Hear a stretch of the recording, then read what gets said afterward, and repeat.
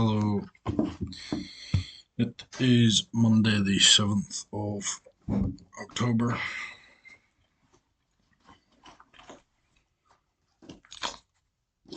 Okay. The Manuals of Buddhism, Mahatera Ledi Sayadaw. Okay, let's get started. The Three Parinna.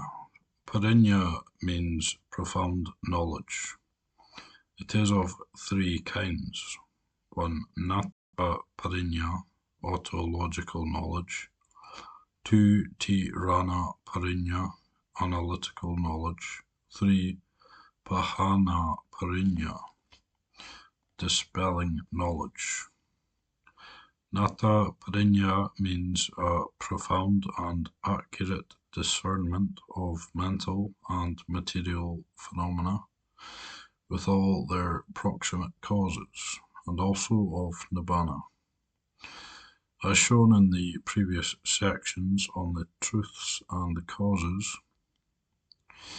it discerns things deeply by means of Dhamma Abhignana, philosophical knowledge, in their ultimate aspects, dispelling all mere pictorial ideas or representations, satana panyati, such as hair of the body, and so forth.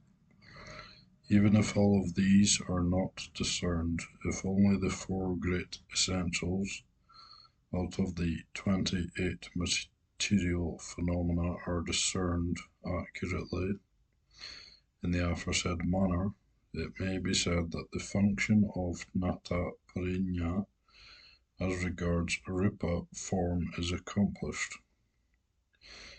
As regards Nama, the aspect of mentality, if only four of the mental things, i.e. mind, feeling, perception, and volition, are thoroughly discerned in the aforesaid manner,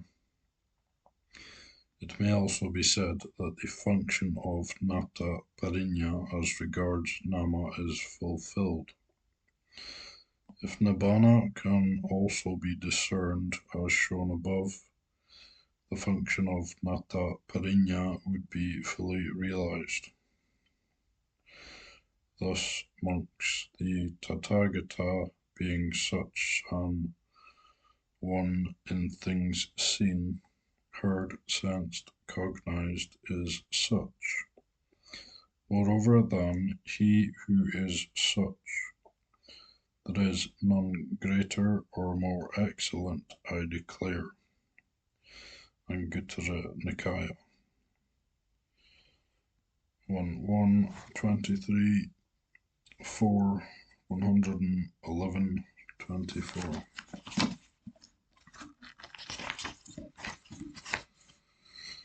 Tirana Parinna means a profound and accurate discernment of momentary phenomena, both mental and material, with insight into waxing and waning, by skillfully dissecting the continuity of mentals and materials, nama and rupa, into momentary ultimates. It is of three kinds: one, anicca parinna; two, dukkha parinna; three, anatta parinna. Of these three, anicca parinna means either a perfect or a qualified knowledge of the law of death, marana. Here death means conventional death, sammutti marana, and ultimate death, paramatta marana. By conventional death we mean that kind of death concerning which we are accustomed to say, according to conventional truth, that to die some time is unavoidable for every living person or every living creature. By ultimate death we mean the momentary death of mental and material phenomena, which occurs innumerable times even in one day. The former neither possesses the real salient feature of impermanence, nor does it lie properly within the domain of anicca parinna, but only of the recollection of death, marana anusati. In fact, it is only the latter ultimate death which exhibits the salient feature of impermanence, and lies within the domain of anicca parinna. Dukkha parinna means either a perfect or a qualified knowledge of the intrinsic characteristic of ill or infelicity. Here ill is of two kinds. One, Veda yita dukkha, pain, feeling ill. Two, Bhayata dukkha, fear producing ill.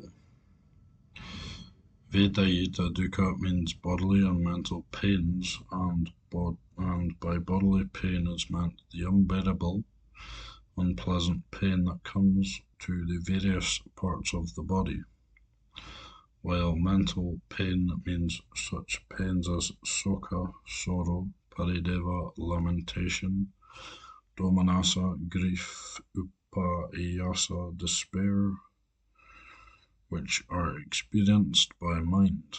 Bhayata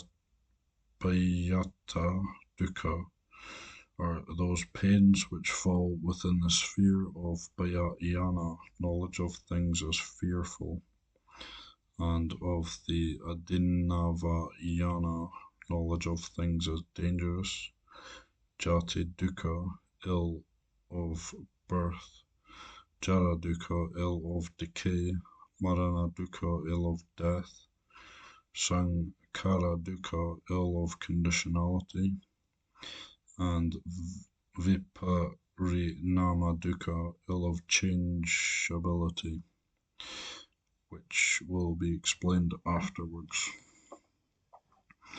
Here is an illustration to show the difference between the Vedayita dukkha and the Bhayata dukkha. A man has a dangerous disease. He has to live on a simple diet, such as vegetables and fruit, so as to keep himself healthy and the disease in a subdued condition. If he takes a rich diet, such as poultry, fish, meat, and confectionery, even though a sense of comfort and enjoyment may accompany such a dainty meal, after partaking of it he will suffer almost deadly pain for the whole of that day, or maybe for many days from indigestion, which will cause to arise again in full force the disease that was subsiding.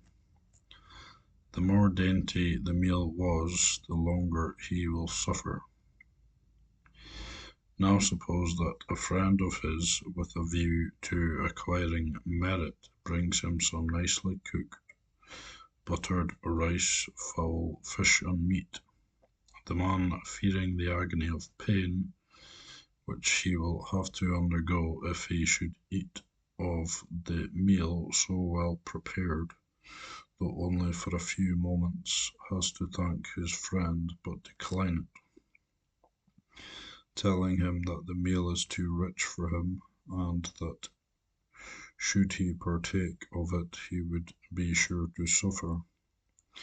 In this instance, the richly prepared food is, of course, the pleasurable object, Vedayita sukha vatu, for it will probably furnish a nice savour to the palate while it is being eaten, which feeling of pleasure is called Vedayita sukha.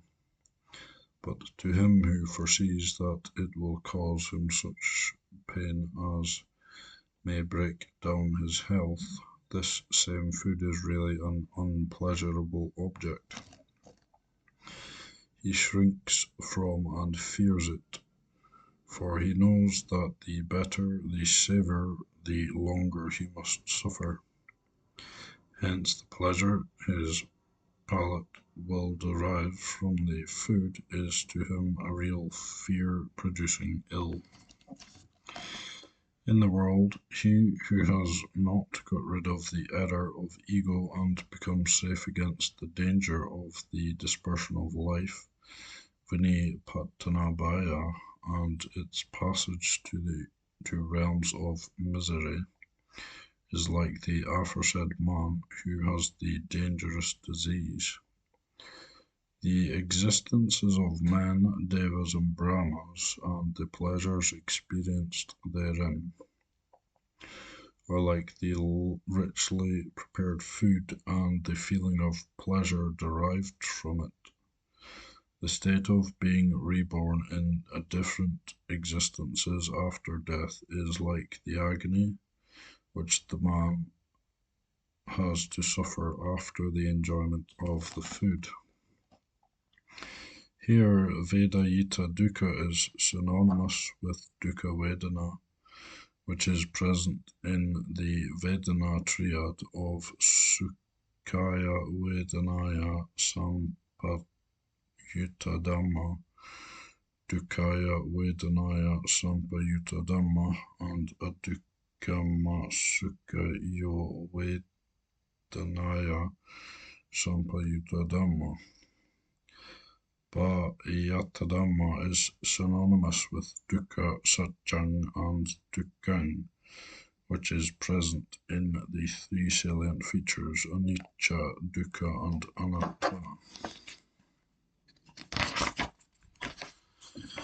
Hence the perfect as well as the qualified knowledge of the intrinsic nature of the ill of the existences of men, devas, and brahmas, as of the pleasures experienced therein, is called the Dukkha Parinna. Anatta Parinna means the perfect or the qualified knowledge of things, mental and material, as possessing the characteristic of no soul. By this knowledge of things as no soul, the Anatta Jnana, all the mental and material phenomena that belong to the ultimate truths are discerned as having no soul. By it also is discerned the non-personality of the person of conventional truth. Neither are persons and creatures discerned as the soul or personality of mental and material phenomena, nor is it discerned that there exists apart from these a soul or personality which never dies but transmigrates from one existence to another. If this knowledge attains to its highest degree, it is called Anatta Parinna. The triple Parinna of Anicca, Dukkha, and Anatta is called Tirana Parinna. Pahana Parinna means the perfect or the qualified knowledge which dispels hallucinations.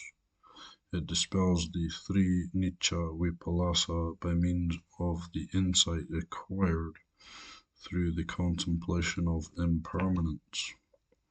The three Sukha Vipallasa and the three Shubha Vipallasa by means of the insight acquired through the contemplation of ill, and the three Atta Vipallasa by means of the insight acquired through the contemplation of no soul.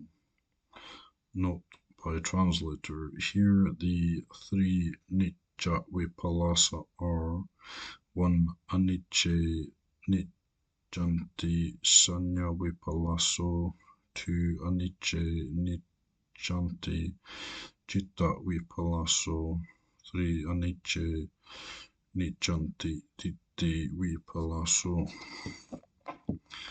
That is to say, impermanence is erroneously perceived, thought, and viewed as permanence.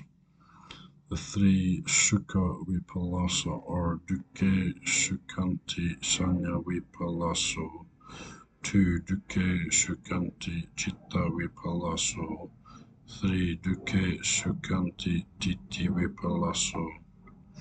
That is to say, ill is erroneously perceived, thought, and viewed as pleasure.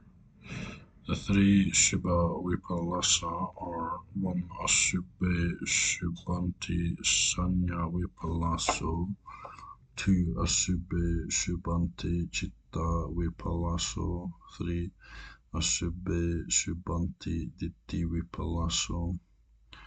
That is to say, impurity is erroneously perceived, thought, and viewed as purity. The three Atta Vipallasa are one Anatani Adati Sanya Vipallaso, two Anatani Adati Chitta Vipallaso, three Anatani Adati Ditti Vipallaso. That is to say, no soul is erroneously perceived, thought, and viewed as soul. End of note by translator. Here, Atta or no soul is the supposed underlying essence of a pictorial idea, Santhana Panyati, and Jiva or life is the supposed underlying essence of an aggregate idea, Santati Panyati. Of these two delusions, the former may be got rid of by knowledge of the two kinds of truth, the ultimate and the conventional, but the latter can be got rid of only when the anicca parinna reaches its summit. Here by Santati is meant the continuum or aggregates of the same kind, and by Jnana Santati is meant the continua of aggregates of different kinds. This Santati is of two kinds, mental and material, and the continuum of the material variety of aggregate is again subdivided into four classes, namely into those produced by kama, by mind, by temperature, by food. Each of these four kinds of continua is liable to change if the respective causes of each changes. When changes take place, the change of the continuum of the kama-produced class is not apparent, but that of the mind-produced class is very apparent. In the one single act of sitting down only, many movements of the different parts of the body are to be observed. These movements and actions are nothing but the changes in the continua of aggregates. In each aggregate there are three periods: birth, growth, and decay, and death. Birth is called jati, growth and decay is called jara, and death is called marana. In each step taken in the act of walking there is a beginning, a middle, and an end. These are respectively birth, growth, and decay, and death. Though we say a step, this connotes the whole body, that is to say, the whole body undergoes change. The aggregates of the whole body undergo new births, new growth, and decays, and new deaths. If 100 steps or 1,000 steps are taken in the course of a walk, then 100 or 1,000 new births, new growth and decays, and new deaths take place in the whole body. A step may also be divided into two as the lifting up aggregate and the laying down aggregate of the foot, and in each single step birth, growth and decay and death must be noted. The same holds good with regard to all postures of the body, such as standing, sitting, sleeping, stretching out, drawing in. Only what is to be understood here is that all tired, wearied, inflammatory, irritative, painful states, or changes in the continua of aggregates produced by temperature, both in exhaling and inhaling. Beginnings, middles, and ends are all discernible. The phase of continuance of stability in the existence of the aggregates is immediately followed by decay, which, in connection with such matter, is called exhaustion or weariness. It is produced by inflammatory and irritative matter, and through it unbearably painful feelings arise. Then, through these painful feelings, people become aware that exhaustion is present, but they do not apprehend the perpetual growths and decays of the continua. Weariness is indeed the name applied to the growth and decay of the continua of aggregates, which at first spring up strongly and cheerfully, while the end of each of these aggregates is the death of the continuum, Santati Marana. In the same manner, it is to be understood that there are beginnings, middles, and ends in every aggregate produced by laughter, smiling, gladness, joy, grief, sorrow, lamentation, groans, sobs, hate, faith, love, and so forth. In speaking also, it is obvious that every word has its beginning, its middle, and its end, which are respectively the momentary birth, growth, and decay, and death of speech.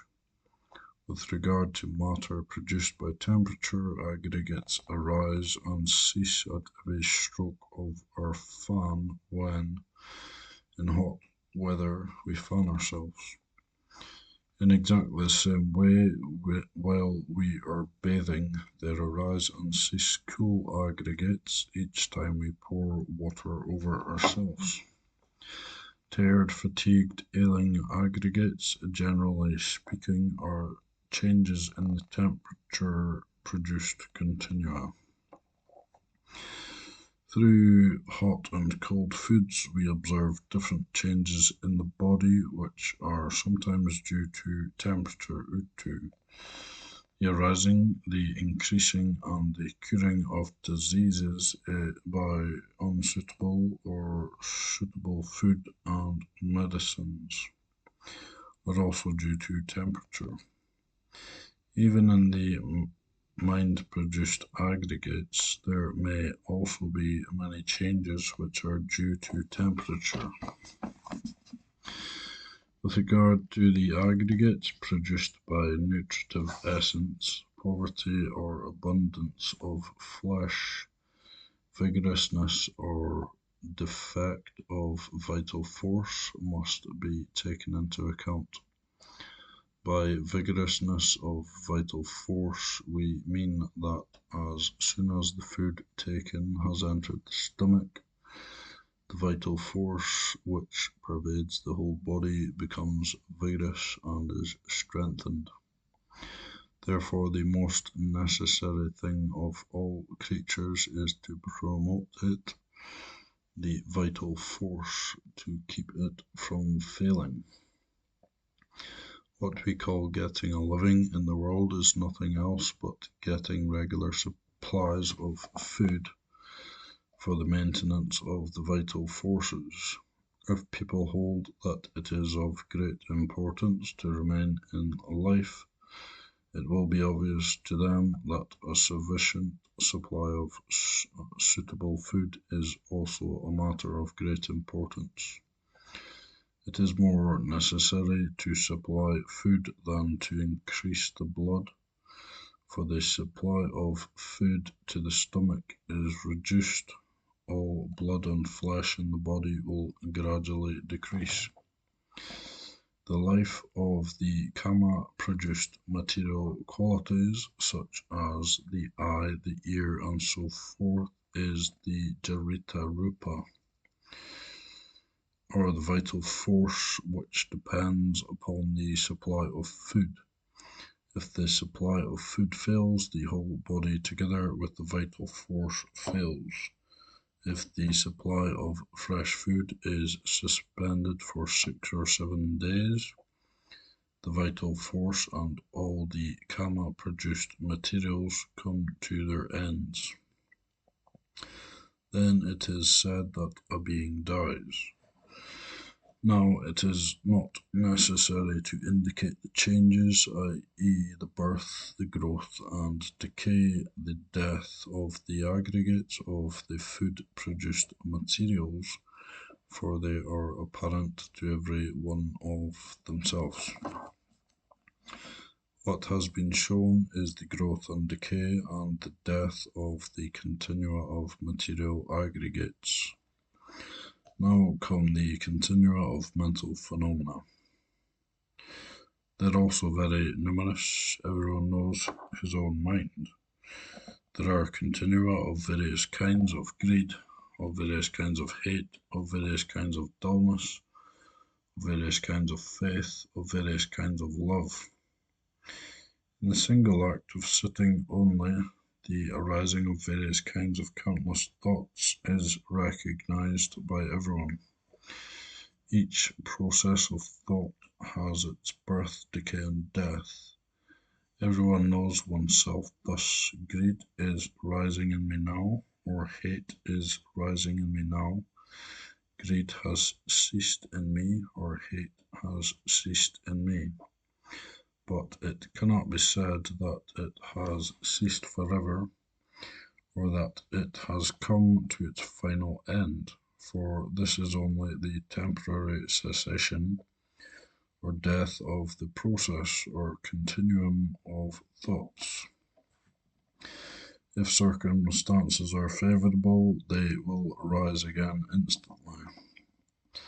What has just been said is in exposition of the decay and death of the mental continuum. Nata Parinyana is relevant to Tirana Parinya, which in turn is relevant to Pahana Parinya, the one sole necessary thing. Okay. Very good.